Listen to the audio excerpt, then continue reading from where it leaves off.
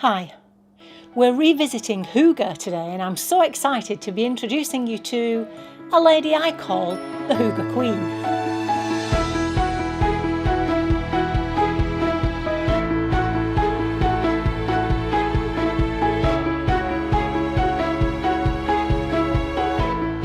Hi, my name's Christine L. Conroy. Welcome to Happy Stuff and Fluff, a channel for women over 50 who are getting happy and growing younger. And if this is your first time here, welcome.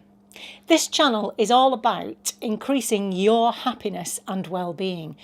Scientifically proven methods of doing that, some that are not so scientific, but my mission is to help you make the rest of your life the best of your life. So please consider subscribing and hit the bell, the notification bell that you'll see at the side of the subscribe button, which means you'll be notified each time a new video comes out, which is usually once a week.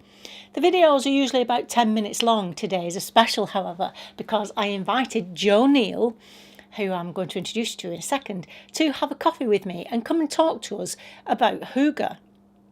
I did a video about HYGGE in the early days when it first became very popular and talked about what gives me that feeling, which, like lots of people, firelight, candles, cashmere socks is one of mine. But HYGGE's about so much more than that. And that's why I wanted Jo to come and talk to us. She goes by HYGGE Jen. I call her the HYGGE Queen. She's written about 5 books on the subject. She has a fabulous Facebook group, which I'll talk about after we've had the chat. And she also writes a blog on the subject, so she knows about all things HYGGE. Okay, so grab yourself a coffee, get comfortable, sit down and listen to us just chatting over a coffee about HYGGE, and I'll speak to you on the other side. So, hi Jo, thank you so much for being here. It's really kind of you to give up your time on this Tuesday night. It's great to see you, and I'm so pleased to meet you. It's lovely to be here, and it's lovely to see somebody, well, not face to face, but see your face instead of just emailing each other. I know, and we were just saying how incredible technology is when it works. So fingers crossed it's going to stay working until we've finished the conversation. So what I wanted to ask you straight off the bat, Jo, is, well, first of all, you've subscribed to Happy Stuff and Fluff, so you've now joined us. You're one of our members. Yay. Yeah, which is great because we do have a lot in common, given that, I mean, on Happy Stuff and Fluff, everything I do or everything we talk about is about increasing happiness and well-being. Yeah. And growing younger, of course. Yeah. And part of that for me is HYGGE, or what my interpretation of HYGGE has been, which is limited, I have to confess. I did do a video on Happy Stuff and Fluff, and I had a look at it. I'm sitting in front of the fire and I'm talking about cashmere socks and reading books and stuff, which is HYGGE, but that's a very limited interpretation of it, isn't it? And yet that's what everybody kind of thinks about now. They think about candles, they think about rugs and stuff, but there's so much more to it than that. I know, and that's why I wanted to talk to you. When HYGGE came across in 2016, when Mike Viking wrote his book and it became big and everybody was talking about it and every blog had the post on how to HYGGE this winter, and it was very much pushed as you need a throw, you need candles, you need a nice warm drink, and you need to sit there in front of your fire by yourself and HYGGE by yourself. And actually, when you look at what the Danes think of HYGGE, it's so much more than that, because it's not the action, it's not the place, it's the feeling that it gives you. It's that inside feeling. Let's think. It's possible to HYGGE by yourself. It's really good to HYGGE with other people. So HYGGE would be that feeling that you get when you feel safe, you feel secure, you feel happy in the moment, even if everything else around you in your life is going completely to pot. Just for that time when you're with the other people, you're a happy person. That's HYGGE. It's making a safe, cozy space, not necessarily physically cozy, but emotionally and spiritually cozy place. A place where you know you can say what you need to, say what you want to, and you're not going to offend the other person. A place where you can share your life with somebody, and if you haven't got anybody to share your life with, doing it alone with your cup of tea. Thank God, got my cup of tea. Or coffee. Or coffee. Or hot coffee, or whatever drink you like. Doing it alone with your cup of tea works. When it first came out, there was a lot of talk about it being like mindfulness, and finding yourself in the moment, and it is to an extent, because you have to forget about everything that's happening around. What happened at work goes out of your head. What the person in the queue at the supermarket said to you goes out of your head. It's about finding your safe, happy space then. And it's mindfulness for the lazy. Mindfulness for the lazy. That's I'll write that one down. Yeah, and I also like the idea that it's about an internal thing too, isn't it? It's not just about, although don't get me wrong, I love the fire and I love candles and I love all that. But it is that sense of that inner contentment, I think, is what the Danes, because like you've just said, it's tended to make us think that they just all sit around all the time wrapped up in rugs and so on, when, as you say, it's a bit more serious than that. Yeah. How did you decide to take it on board? Just let me tell you, if you don't know about Jo. And where I came across you, I think, was on the HYGGE Nook, or HYGGE Nook, you say it, the HYGGE Nook, your Facebook page, which is amazing. And Happy Stuff and Fluffers, you need to get over to this. I'll leave you the details later to it, because the people on there are just amazing. They're fantastic, and there's all these different ideas of what HYGGE is and what people are doing in their world to create that in their lives. And but it's huge, I think, and congratulations on that, because it clearly brings a lot of happiness to a lot of people. Why did you decide to start that? It goes back to, I read the Mike Viking book in September 2016 it was. I'd just changed job. I started working for the husband on his front desk. He didn't have enough money to keep me, edit that. He didn't have enough work to keep me busy, so I was sat there. I really did have my painting my nails and sitting there going, I'm got nothing to do. So I said to him, I want to start something that would keep me busy. And I said, right, I'll start a blog. And because I knew HYGGE was going to be big that year, the signs were there that everybody be cuddling up in cashmere by Christmas. Yeah, I thought, I'll write a blog about that, because I've been into HYGGE since since 2011. When, do you remember The Killing, the Danish series? I do indeed. Yes. And that came. I know it doesn't sound right. It was a murder detective series from Denmark, and it started me off on HYGGE. But because I liked how that worked, and it took its time over the 20-odd episodes, and it was, it didn't rush, and I liked what I saw of the Danish life with the houses and everything. And I started looking up Denmark and how they lived. And you can't go far looking at the Danish way of life without hitting HYGGE. Without seeing that, yeah. Yeah, so I said, right, well, I'll ride the surf, or, ride the wave of the HYGGE wave at the moment. I'll start a blog on that. And it was a few weeks after I'd started the blog, I thought, blogging is very nice, but you don't get feedback. And I wanted people to share with me. Yeah. And I thought, well, Facebook group, let's go for it. So I started off with about 5 people that I knew that I sort of co-opted into this group, including my poor daughter, who gets dragged into every group. Bludgeoned almost. She just has no choice. She's there. Look, you're a founder member. Isn't that a surprise?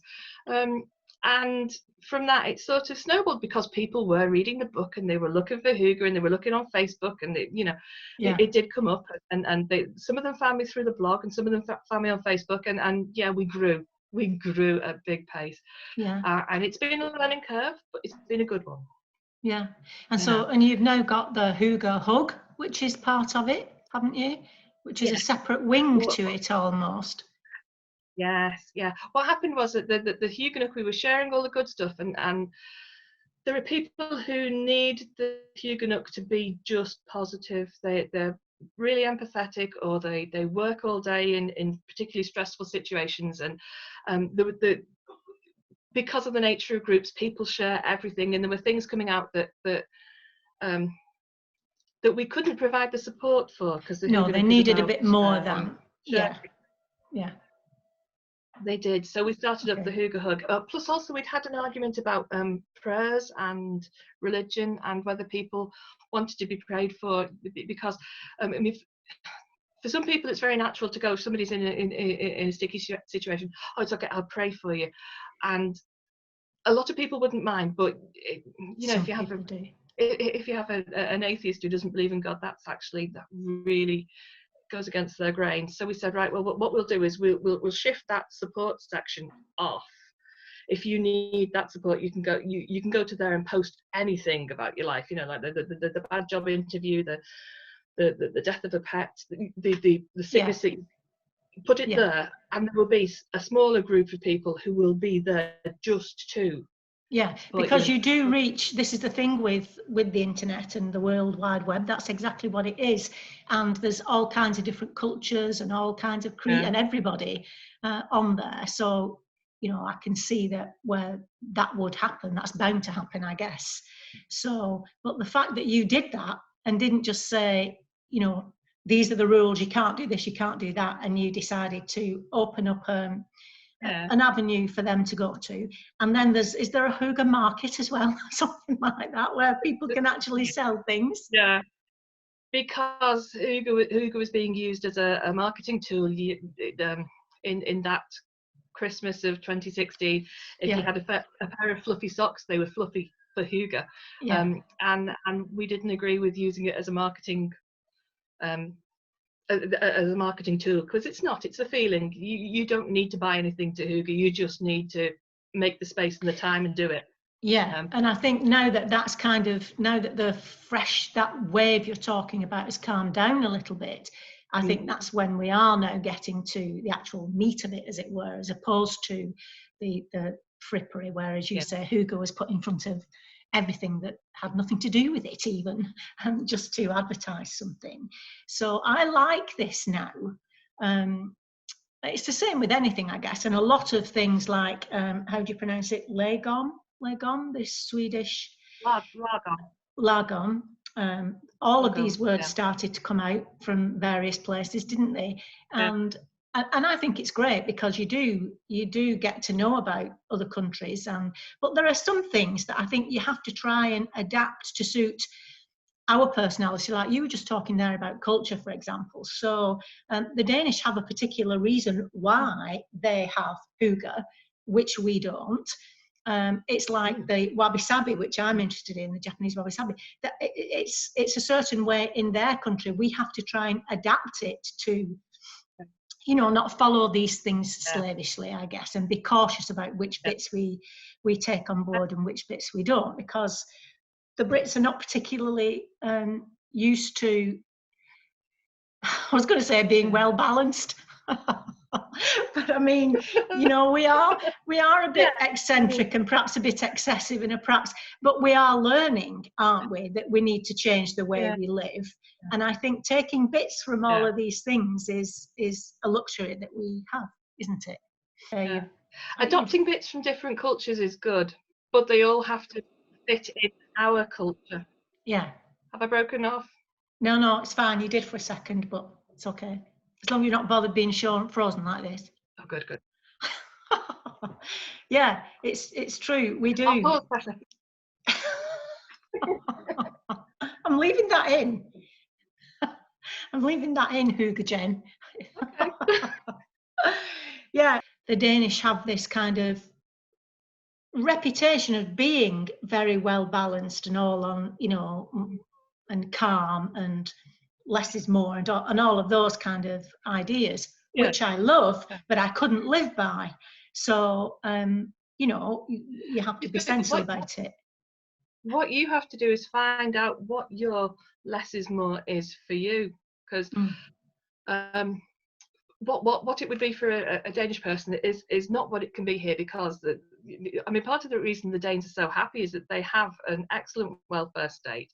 They Yeah. have a really good national health service. They have so many ways of balancing their culture, and with the work-life balance has to be right, because they work so many hours, and then if you're a parent in Denmark, you stop at 3, you go, you pick up your children, you have the evening with your children, and we have parents here who would think nothing of leaving their child in a after school club till 6 o'clock, and who are frazzled. They're tired, the child's tired, you get home, it's like, oh, have your food, have your tea, have your bath, go to bed. And it's not, if you don't learn how to relax in whichever way is right for you, the whole evening gets spent with your nerves on edge, and so Denmark have natural advantages in Hyggely, because they've got the lifestyle set up for it. They've got all the support. Exactly. We have to look at it and see, what can we do to our lifestyles? Whatever we do, whether we're working, whether we're not working, what can we do to suit us? And it's very much about taking the ideas, like your wabi sabi, the idea that imperfection is good and we can make it beautiful, and saying, well, how do I apply this to my lifestyle? In my own way, and take it and make it mine.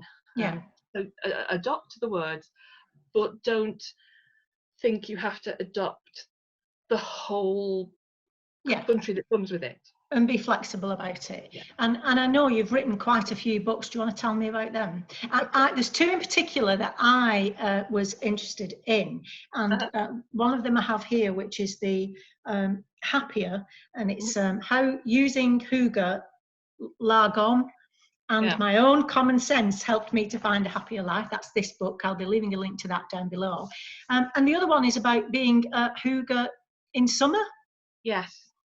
Because again, and I wanted to talk to you about that, because again, it's kind of associated with winter and the cold, and we come inside, and simply because of this idea that the Danes live in the darkness, don't they, pretty much for a lot of the time. So then when it comes to summer, cashmere socks and throws and fires, unless it's outside, of course, I guess fire pit outside would work just as well for me. But can you give us some ideas on how you would apply some of the HYGGE? Is that the verb of it? The noun is HYGGE, the adjective is Hyggely, and there isn't really a verb, but we do say to HYGGE. To HYGGE. Okay. We HYGGE'd yesterday. Right. Okay. Okay. So how would you HYGGE in summer then? How do you personally HYGGE in summer? You're thinking of the feeling again. You have to decide what that HYGGE feeling is for you. So for me, summertime HYGGE is very often when we go on holiday and we go to the beach, and you sit there at the beach and you don't have a to-do list and you don't have anywhere to go, and you're just free to sit there, dig your sandcastles, find your shells, just relax and be. And like you say, a fire at any time of year is good. So build a fire on the beach if it's allowed. We have a fire pit outside, which is lovely. Right. Okay. And you just take your HYGGE outside. Yeah, and I think a lot of these things are things that we do anyway, but we just didn't have a way of expressing that. So the way it makes me, where fire makes me feel, is an emotional feeling that I would find difficult to put into words. Yeah, we just didn't have a word for it, did we? Yeah, and so I get that too. So in summer then, of course in the UK in summer, we still need a fire most of the time. But a lot of my viewers are in the States and come from very hot places. So I guess then it must turn around where it's like sitting having a cool drink with your feet in the water, as opposed to sitting by the fire. Then that's what we're talking about. Yeah, it's finding the coolest spot in the house or the garden, and being happy to say I'm taking care of myself today, I'm HYGGEing today, and just sit there, drink your iced tea or whatever it is you like, and go, no, don't need to do anything today, let's just spend time together. Right. And what about being in nature? Because I know you mentioned, I talked about forest bathing a while ago on Happy Stuff and Fluff, and you mentioned it in your book. And I think that too, especially in the summertime, is a great thing to do. I guess it's just about stepping out of our busy hecticness, and like you just used the term, just being. However you are able to do that, and for whatever length of time. And the physical side of it is just bringing things in that make you able to do that, or that enable you to do that, where the candles come in. And again, the candles, the socks, the throws, they help create the atmosphere. Yeah. They build a space for you to hygge. It's like the fire pit outside would build a space for you to hygge. But they don't necessarily, I mean, your cashmere throw and your not your cashmere candle, but you can have your candles, your cashmere socks and your throw, and still not feel the peace that you really should need to feel for that moment, just to be hyggering. As you've mentioned already, that Denmark comes to the top of the list of the happiest countries every time. And I happened to be on a boat ride behind 4 women, Danish women. And I thought, oh, my own little scientific experiment. So I got talking to these women and asked them what they thought. And we had a conversation with it, not a long conversation, just a conversation with these women. And one of the things she said to us was she thinks we overthink things. That was there. And I was thinking about this afterwards in comparison to them, is what she was saying. There were 4 friends together, they were out having fun, they were all over 50 and some, and that's what they said. We think you Brits, they call us currently, overthink things. You should just get on and do things that you enjoy doing. And I thought she probably had, there's probably a bit of truth in that. We do need to chill out a bit more and relax a bit more. And I think that's probably why hygge became so popular. Not just here, of course, in the US.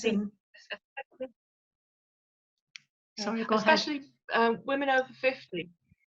Sorry, women over 50, we tend to think of other people before ourselves, because we're trying to do that. If you're a mother, or if you've got parents to go for, it's like, I've got to look after them first, and I've got to do this, and I've got to do, I've got to do the shopping and the house and whatever else. And we're always putting somebody else first. And I think sometimes for me, hygge is a chance to go, let's not do that bit. Let's not pay perfect attention to the house.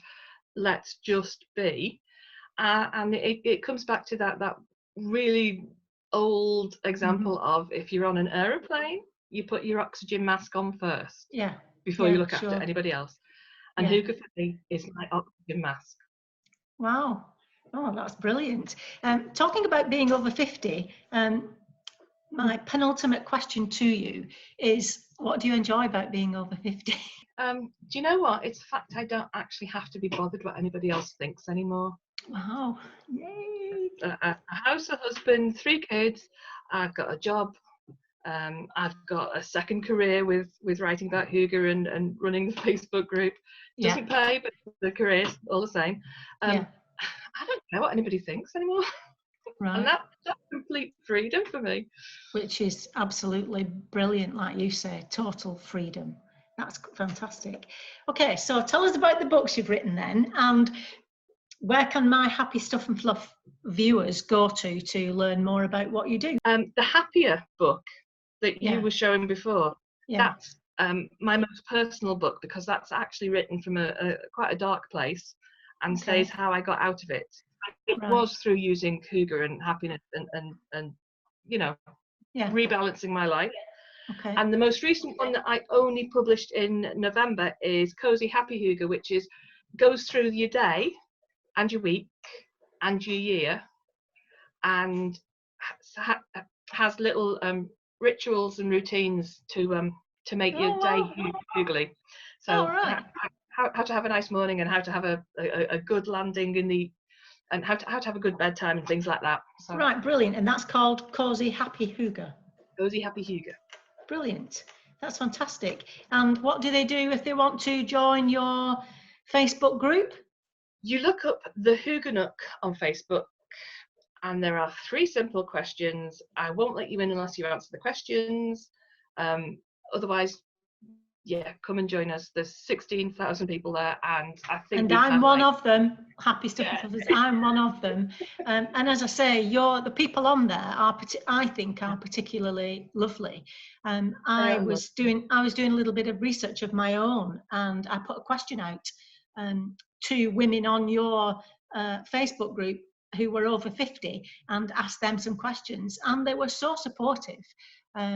So I was really impressed with that, with your, well, I still am, when I go on and see what everybody's doing and what they're posting. It's a great that's not me, that's not down to me, that's down to the ladies. The ladies are lovely.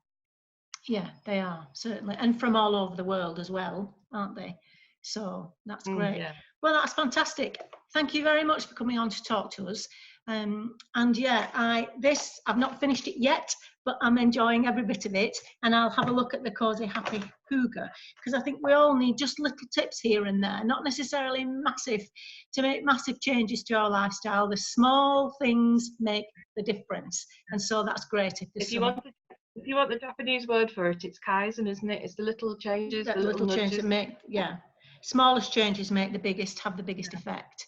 So yeah, that's great. Hygge's not rocket science. No, it isn't. But I think that I felt it was being a little bit misrepresented over the candle socks thing, and not, I mean, not there's anything wrong with that, as I say, but there's a lot more to it than that. And so long may it rain, and long may we learn from it. And thank you very much. Thank you for having me. Hi. Isn't she a lovely lady? And wasn't that interesting? As I said to you, Hygge is about so much more than candles. It is about that, but it's more than that. It's about that inner sense of contentment and how we create it. Denmark do it in that way. Other countries do it in other ways. And as we said on the film, it's nice to avail yourself of all of that, and whatever you can take to use in your toolbox to help you get that feeling, then that's the way to do it. I'm going to leave links down below to the books we were talking about in the film, but I would like you to shoot over to the Facebook group, the HYGGE NOOK, that's NOOK. I'll leave the link to that below. And as I said in the film, part of that is also the Hygge Hug, where if you're feeling like you need some virtual hugs, then you can get that on that side of things. And if you have anything that you make or have something to do with Hygge in that way, there's even a marketplace that you can advertise what you make. So scoot over to the HYGGE NOOK Facebook group. You won't be disappointed.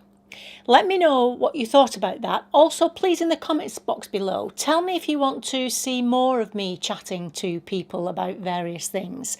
I know they're long videos. I wouldn't intend to do them every week, but if you do enjoy that format, please let me know, and then I can arrange to do some more for you in the future. And also let me know, how do you Hygge? I'd be interested to know that too. Okay, thank you so much for being here, and once again, thank you to Jo Kneale, the Hygge Queen, for coming to talk to us. I've no doubt I'll be asking her to come back and talk to us again at some point in the future. Until then, remember that on the Happy Stuff and Fluff, we are getting happy and growing younger. See you next week. Bye-bye.